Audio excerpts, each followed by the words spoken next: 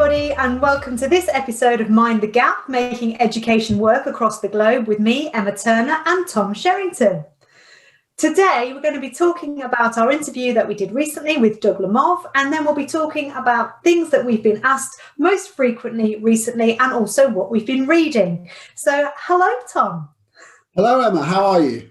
Very well, thank you. Still in the midst of homeschooling 3 small children and trying to work, so feeling a little jaded, but not unlike a lot of people out there, I shouldn't think. How are you? Yeah, very good. I think right at the moment, lots of people dominated by remote learning, and I'm doing quite a lot of stuff providing some support around that. But I don't have to do what you do, which is to have my own children delivering homeschooling. So that's quite a big challenge. Yeah, it is a challenge, but helped by a lot of the advice that we had from Doug when we interviewed him the other week, especially from his book, Teaching in the Online Classroom. So what have you been thinking about since we interviewed Doug then, Tom? Well, I actually think that it's probably the education book I've been most excited about reading before it's come out that I can remember. Teach Like a Champion 3.0. And it sounds like Doug has really sat back and taken stock of the first two and is really sort of in it. So when we spoke to him, it was like he was deep in the book, and he's trying to sort of reframe some ideas so they're slightly more appealing to people. But I just came away from this feeling that he's just one of the best people I think we have in education for getting the right balance of strategy with spirit and this kind of real zeal for making all children succeed. I just loved it. I thought he was amazing. I must admit, I've referenced that interview 3-4 times within the last couple of days. Things that he said, things that he kind of pointed us in the direction of.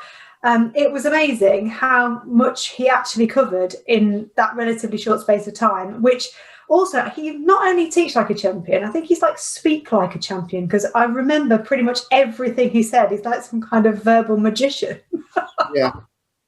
No, he's you can tell he's really steeped in this thing of not just sort of talking about generic ideas and hoping teachers pick them up. He really wants it to be something which teachers really understand and actually deliver. So he really pays attention to the language, the way things are received. And he's quite receptive to the idea that the way you interpret things might be different. So he picked up on a couple of our interpretations. Like I was talking about the way I see check for understanding being sort of students checking each other's. And he said, oh, he didn't, he think, oh, that's interesting because I think of it as the teacher checking. And he was making notes from your ideas as well. It was great. So he was really open to stuff. I thought it was brilliant. Yeah, he's work that he was talking about feedback really resonated with me as well, because the whole dissolve the screen thing, which he talks about, but also this how we assess children and how we do AFL through a screen at the moment, I thought was absolutely fascinating. And when he was talking about humans and the whites of the eyes being how we actually get feedback, and if we have cameras off, then we're kind of losing that whole human element of our feedback systems. I have thought about that, I have read about that, I've shared that with so many people, because I love the fact that he doesn't just draw on classroom practice, he draws on so many elements from so many different disciplines, so many different subject areas. That he's not just about teaching and learning, he's about the whole human experience of education. So I found him utterly engrossing, absolutely brilliant. Yeah, and there was something like we asked him early on, because it's interesting to me and frustrating to me that there are people who perceive Teach Like a Champion as some kind of control device system which kind of suppresses people. And a lot of the stuff was revisited after Black Lives Matter and the way that the KIPP schools had kind of responded with some of their language. But he was kind of at the same time as saying, he hasn't got a lot of time for people who don't want kids to succeed in tough schools, but also saying, but they were looking at some of the things that they were saying. So some of the language like slant, which winds some people up, they're going to call it something different. They're going to call it something like habits of attention or something. So it's, as well as sort of saying, no, look, we believe in this stuff, he's also saying, okay, but we're hearing what you're saying, and maybe there's no point in you resisting this and they're not doing it. It's better that you find a way in to engage with it, and then you're more likely to deliver it. So I think that's intelligent, it's sensitive, and and renaming things if it helps is powerful, I think.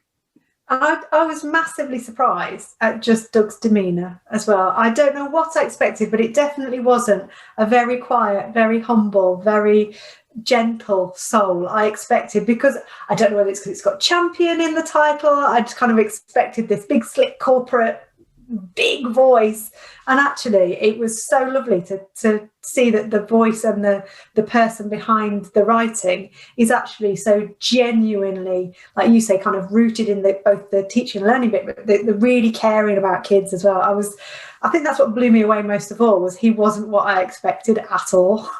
No, I've met him just once before in an event in England. It's quite a few years ago actually, but he's just so humble, and I love that. And also, like in his writing, he references, he champions his own teachers, but really well. So when he's talking about a strategy, he'll say, so for example, look at Josiah here teaching his grade 5s. Look how he does this. Look how he does that. And he sort of defers to them as the practitioners rather than saying, I do this and I do that. He doesn't use himself as the exemplar. Yeah, so it was great, and I think people will love the interview. I can't wait to watch it back, actually. And the book, though. I mean, it's got to be the book of the year. Is going to be Teach Like a Champion 3.0. I can't wait to read it. Oh, well, we've had a kind of a sneaky peek already, and it is an absolute gem. It's beautiful. Absolutely. What we should say is just quickly is to say that the coaching book, we're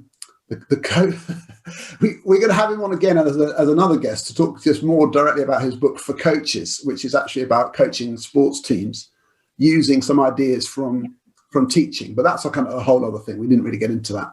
So let's talk about this. One of the things we're going to do in this program is talk about kind of ideas that we share in our work, and we all get asked questions a lot by people which are recurring, and so those tell you when you get asked the same thing lots of times, it tells you that it's a common issue. So what's the thing that you've been asked most about recently? It's mostly about early career teachers. It's about how early career teachers are going to be supported once we're kind of back to some version of education that resembles something that we used to do. Because obviously our ITT, our initial teacher training colleagues at the moment, have had the most disrupted year ever. They potentially were based in classrooms from September, but then from sort of Christmas onwards, a lot of them haven't been in a physical classroom. And even our NQTs, our newly qualified teachers, with all the disruption last year in their training year, they missed sort of the bulk of the summer term, and have then in their NQT year this year potentially only had one full term in a normal classroom. So the questions that I'm getting asked are about how we support early career teachers over the next few years. Now, the national rollout of the early career framework will go some way to supporting early career teachers, because they can access the resources that are on the sites. They can do the independent study, they can do the reading, they can do the activities associated with those. But really, it's about schools recognising that our early career teachers have had such a disrupted start. Doesn't necessarily mean they're going to be bad teachers. These are really qualified professionals who have stuck the course, gone the distance in when it would have been easy to kind of step away.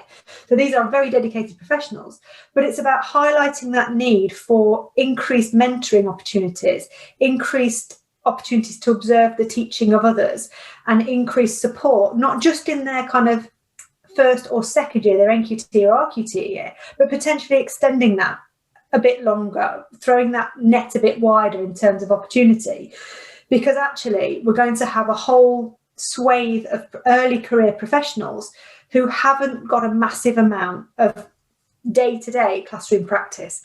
So I think school leaders need to be really aware of that increased need for mentoring, that increased need for, and you'll like this, instructional coaching, Tom. Yeah, good.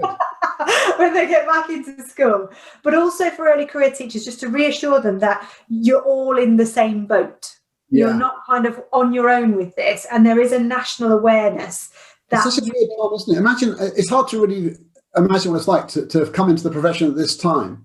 But I spoke to a group of people last week on a training session. I was invited to talk to this group in England called Now Teach, and they're a charity which promotes teachers coming into the profession in late careers. So they've had a career and now they're coming into teaching. So a lot of these people are in their 40s and 50s, and they're in like tough inner city schools, but they're doing it online. And some of the people I spoke to, they were shell shocked. Oh my God!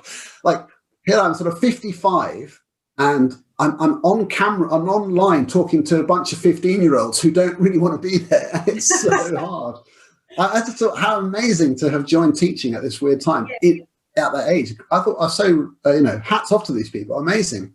And it's for any early career teacher at the moment to have signed up to join a profession, and that profession kind of do a complete 180 and be not what you expect. You expect to be in a room surrounded by young people all day, and actually what you are doing is sitting on your own, learning in a way which nobody really knows how to do, hasn't mastered yet, because we're so early on in the process.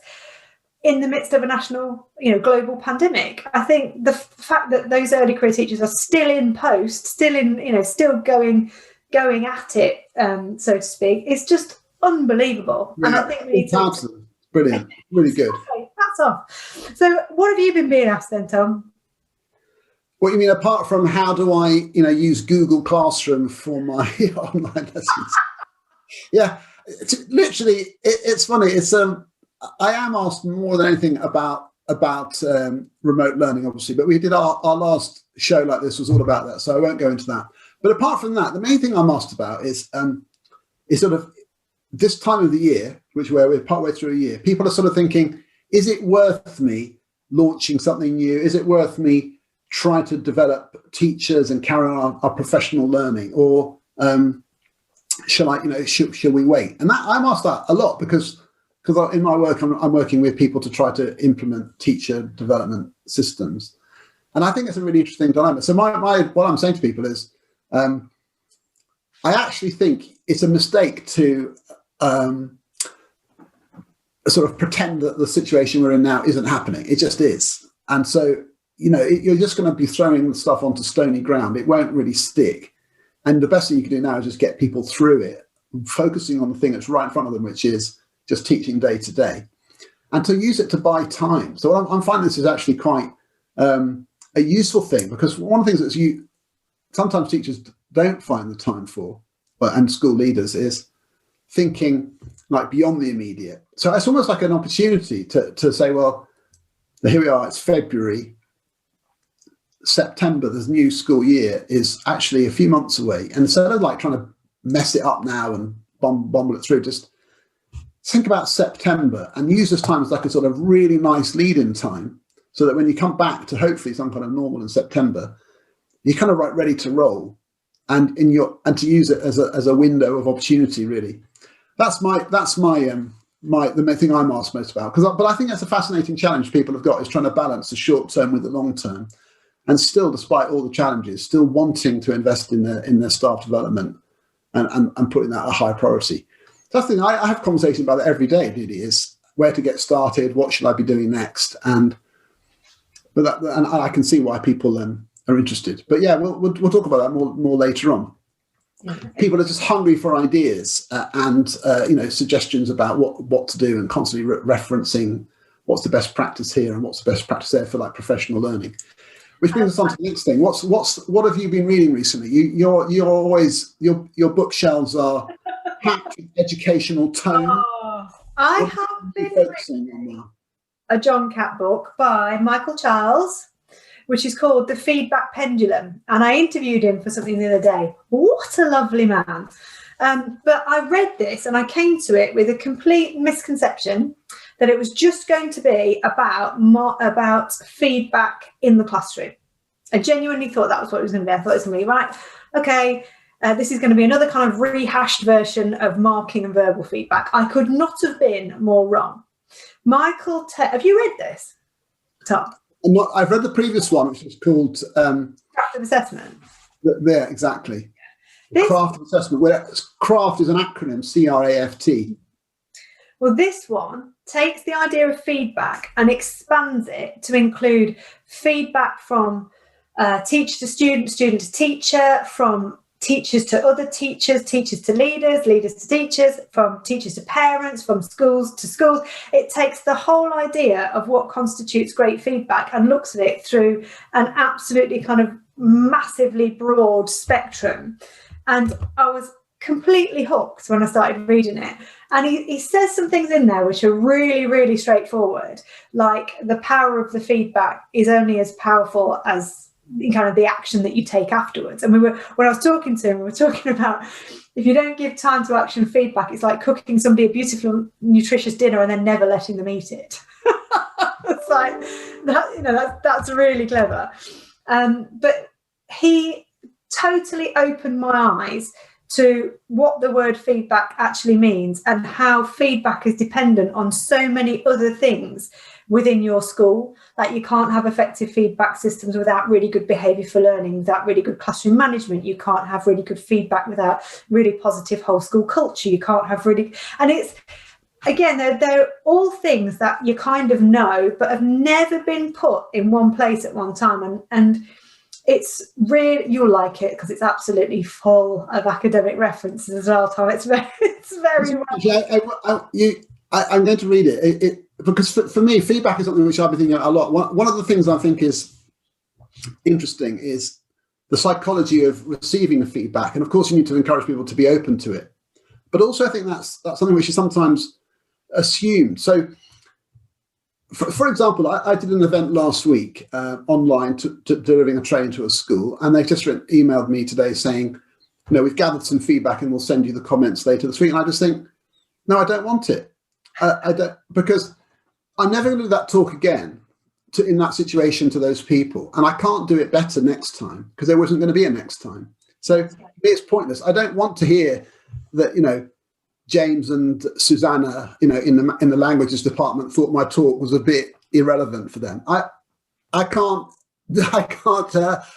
use that information. It's like I don't want to know that. So, but also I think that's something about lessons. So I remember, we've all had our own experiences. I can remember feedback from a lesson I had recently. Well, not recently, but the last time someone came to watch my lesson, where they sort of gave me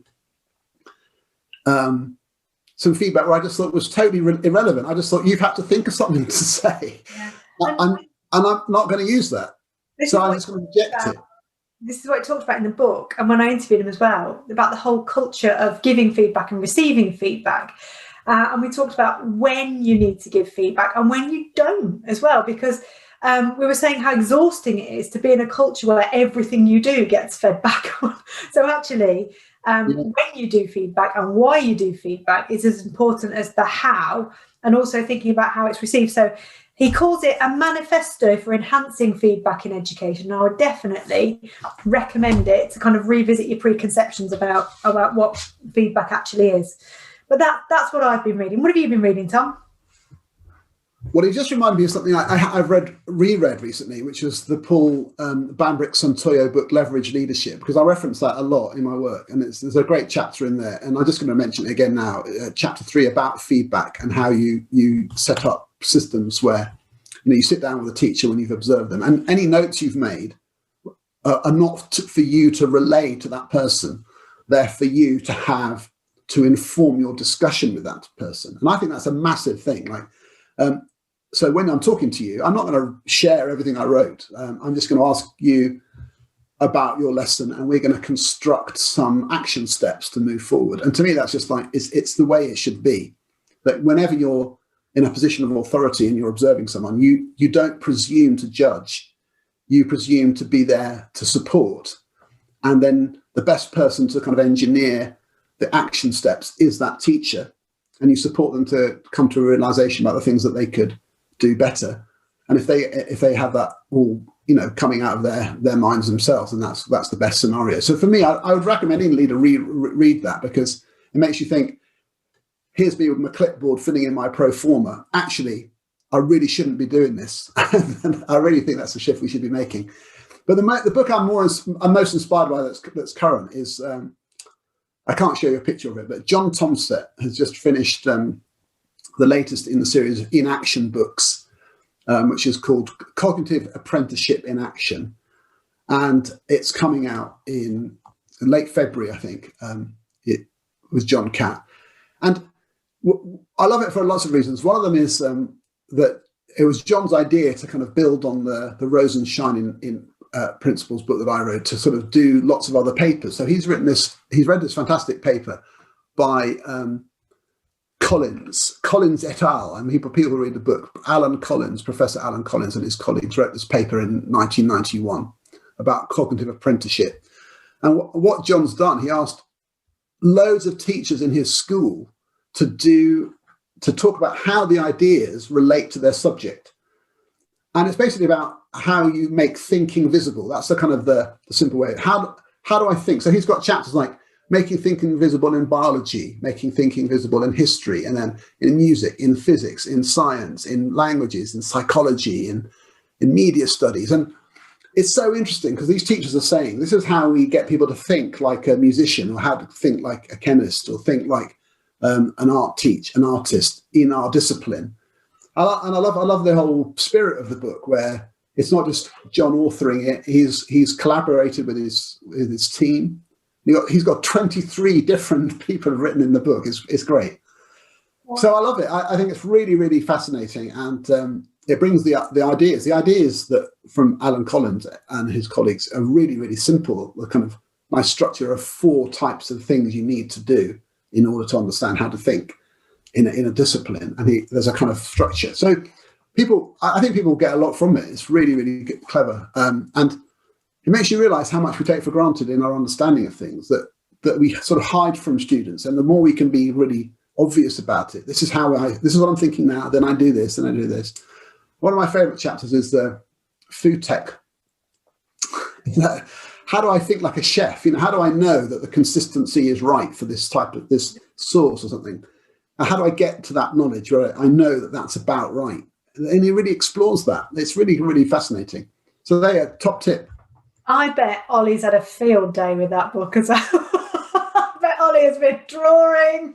Oliver Caviglioli, yeah, he has. He's done each section starts with a set of graphics which kind of illustrate them. So they are quite good. I mean, he hasn't done lots and lots, but they're lovely. I'll be fascinated with that, because at my old school, for every subject that we taught at primary, we would start with think like a. So how does a geographer think? We're going to be doing science today, so we need to think like a scientist, think like a historian. I will be absolutely delighted when that comes out. I shall be having that on my shelf, Tom. Yeah. Oh, funny. So there's so many things to read about. So this brings our next sort of section here. So we're taking account of everything that you're reading and thinking about and being asked. What kind of advice are you giving to people? What's your big advice for teachers right now? Well, obviously I'm in primary, and I think a lot of primary teachers and the families that they're working with are. I was speaking to somebody this morning, to Sam Strickland, and he described it as hitting the runner's wall. A lot of primary are finding that actually remote delivery and extended periods of screen time for very young learners is exhausting and unsustainable. So the advice that I'm sort of giving to teachers in primary and to anybody who's working with very young children is to start to integrate far more non-screen based activities, because families are finding it difficult, the children are finding it difficult, the teachers are finding it difficult, not only to kind of deliver the resources through this, deliver teaching in a way through the screen which is accessible, but also it kind of goes against a lot of what we know about what's great teaching for very young learners. So it's kind of freeing people from the handcuffs, the digital handcuffs, to say the work and the activities that you can set for younger learners at home doesn't necessarily need to be this kind of strange fidelity to the keyboard, to the laptop. And I know a lot of schools are starting to do kind of non-screen Wednesdays or no tech Fridays, which is music to my ears, because actually when you're working with very young children, you don't train and learn about how to teach very young children and hear the words, sit them in front of a screen for 6 hours a day. It just doesn't happen. It's just not good practice in child development. So actually my advice to schools is go with your professional knowledge now about what we know is actually best teaching and learning for younger children, and really look at that blend and that diet that we're giving to our younger learners, and try and get, yes, some online delivery, yes, some kind of well-being check-ins and calls, but also a lot more things away from the screen, because that's what the children need. They're exhausted. That's what the teachers know is best for younger children. And also for families trying to juggle multiple children, small children, trying to get them on their bottom in front of a screen for hours on end, it's just not working. So it's kind of have the professional confidence to go with what you know is the advice that I'm giving at the moment. That sounds sensible. And you don't want everything a child does to be uploaded, do you? I mean, to show the teachers, like you don't need to see it all. No, absolutely not. I really feel for these teachers who just in the inboxes filling up with photos of like everything. Like, oh my God, you can't process it all. But I'll tell you, the thing I'm focusing with for teachers is cold calling, and it's so hilarious. I think with the remote learning, it's really crystallized for me just how embedded some people's habits are around asking questions like, which start with, does anyone? And does anyone know if? Can everybody see the screen now? Can everybody see what I've just shared? Does anybody know what we did last week? It's like these questions are disastrous. Because as soon as you hear, does anyone, you just think, well, it doesn't mean me. So someone else will answer. And I've seen like video clips of people almost as jokes sort of saying, can anyone see this? Can everybody hear me now? Can everyone hear me now? And it's just a sea of like people who you can't even see. So cold calling, there's this whole repertoire. And I talking to Doug helped with this. Cold calling has this whole dynamic of warm inclusivity. And I think people need to see it in that way. And it's got lots of different forms of it. So this is what I'm thinking. Cold calling needs to be explored extensively, and I'm encouraging people to try out different ways. So one of the ways is just the standard ask the class a question, what's 11, 12, and then Michael, what do you think? That's the first one. But the next one is a batched cold calling. And I think this is really, really interesting because this is what people do in meetings. If you're in a meeting and someone's chairing it well, they'll see that lots of people are kind of want to speak, but they also want to make sure everybody has a say. So they'll say, okay, so we've discussed this issue. I just want to get comments from Michael, then Mo, and then Safia. And when Safia knows she's going to be spoken to in a minute. That's great. So she gets ready, Michael, and then that batches it up. And those three people know they're about to speak. And if you vary that around, and that's a form of cold calling, I think is really clever. Like it's sort of organizing the responses, and other people will obviously have to listen and maybe respond. And the last one is pre-calling. And this is a really clever one. Like I'm about to show you the video, or we're going to read this story to you. And Jessica, I want you to tell us the main thing that happens. Okay, so so Jessica's all the way through, ready to tell. She's got loads of time to get ready.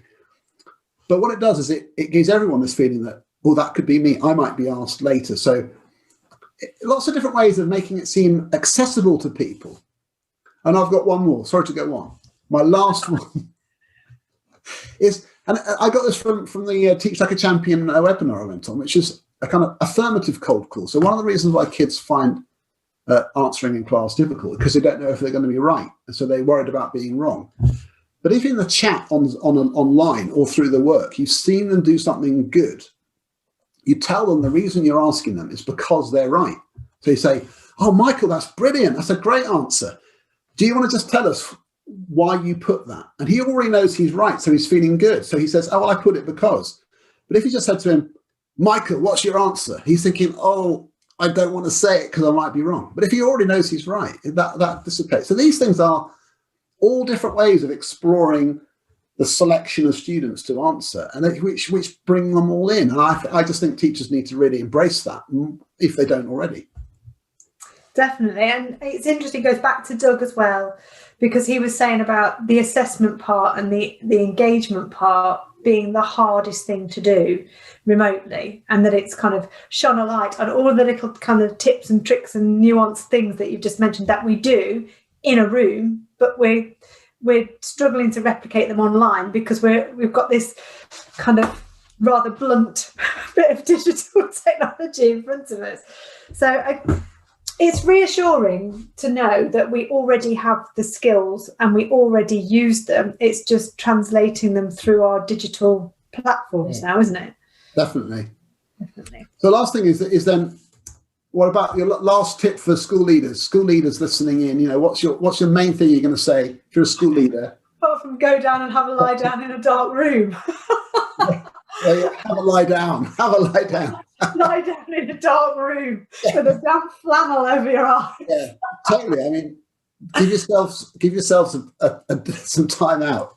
Yeah. Apart from that, though, I really feel for school leaders at the moment because of the lack of strategic thinking that they are enabled to do at the moment. You know, every single time they think that there's something that they might be able to take a bit of a steer on, something else comes in their path.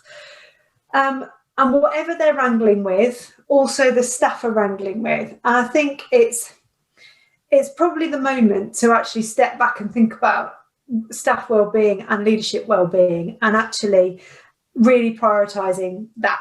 We can do, like you say, September's kind of a long way off, but there are people wrangling with things day to day, and I just see so many leaders at the moment hitting the wall. And the advice would be to the leaders is to remember that the teachers and the leaders in the school are the most precious resource the children have, and there is only so much that we can give, so many long days we can work, so many weekends we can give up to do things. And it's just that common sense message of, if you're not present and the teachers aren't present because they're burnt out completely, then that's what's ultimately not going to be the best thing for the children. So it's a really simple, straightforward message of prioritising leadership wellbeing and staff wellbeing so that we don't burn out. These are completely unprecedented ways of working, let alone kind of the hours that we're working, just the mediums that we're working in. And learning is hard, and learning is difficult, and learning is tiring, and we're all learning as a profession at a rate which we never ever did before. So my leadership advice would just be to say to prioritise your own well-being and that of your staff, because without the leadership teams, without the staff teams, then we haven't got anything. That would be it, basically. That's to do with all sorts of things like communication and stuff, but I think fundamentally it comes down to workload, doesn't it? I mean, well-being, things which to do with, you know, cake and sort of all that kind of stuff, which people always go on about. They're bells and whistles. I mean, it's workload primarily, isn't it? Workload, expectations. Yeah. And I think leaders are also feeling the pressure from parents who are, you know, they're in an impossible position where some parents are demanding that the children have more, and then on the other side, parents are demanding that children have less. So they're in this kind of impossible position. But it's just, it's about trying to manage the workload expectations of your staff and of yourself. There is only so much that you can do, especially when you can't control the big things that are coming in. You know, last minute U-turns, great big changes. But I just see so many leaders who are depleted at the moment, emotionally depleted, physically depleted, mentally depleted. Yeah. And now's the time to not try to keep on running at full tilt, is actually just to say we're doing the best we can do at the moment, and we need to retain some of this energy because this is a very long haul this term. Yeah, I suppose to me, it's I mean, because that's obviously a main thing. But when I'm talking to people, I'm finding that the thing I think people need to do is a bit like with the whole issue of CPD, is use this time to sort of like get through it and then plan for September. And one of those things is around the curriculum. And I'm interested. People talk about lost learning and kids who've had remote learning losing it. I actually think the best thing to do there is to almost to focus on developing the agency, a bit like you're talking about families at home with their young children. You have to develop the agency of people in homes to see themselves through it. because they can't rely on you to deliver all of it. And that's true with secondary students as well. So if I'm teaching a class, which I only see sporadically and I can't talk to them directly the whole time, I'm going to develop their agency by saying, look, here's the stuff we're covering. Here's the resources. You should know all of this. You should have done all of those tasks, and give them the agency to say, right, have I done them? Do I know it? So that you're, and in a way, that's for some students, it's going to be really a powerful learning thing for them, that I can do things. If I'm giving a list of tasks and the things to learn, I can learn them. I can study things. I'm not totally dependent on the teacher, and to almost embrace that. But it requires you sort of seeing beyond like week to week and saying, say by half term, by Easter, what should they have covered, and being really clear about the goals, so that the students themselves or the families of younger children can kind of self-reflect on that. And I think that's that. I call it go long, rather than worrying about what I'm doing next week and today. It's like, what am I hoping to get to by the end?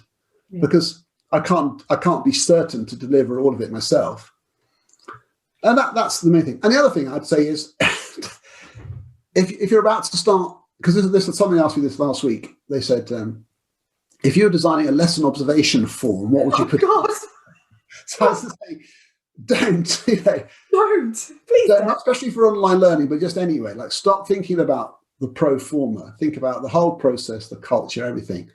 The form, could be a blank piece of paper for all I care. Anyway. So look, there's loads of stuff going on. As always, it's just an amazing time that we're doing this sort of program. I hope people listening in enjoy these things. Our next guest is the one and only, the mighty Sam Strickland. He's over my shoulder. And he is, yeah. So we're very excited about talking to Sam. He's an inspirational head teacher and walks the talk, and I can't wait to talk to him. So that's going to be great. So thank you, everybody. Thank you for listening. Thank you. Come back to us again on Mind the Gap, making education work across the globe. We enjoy your company, and we look forward to talking to you in the next episode.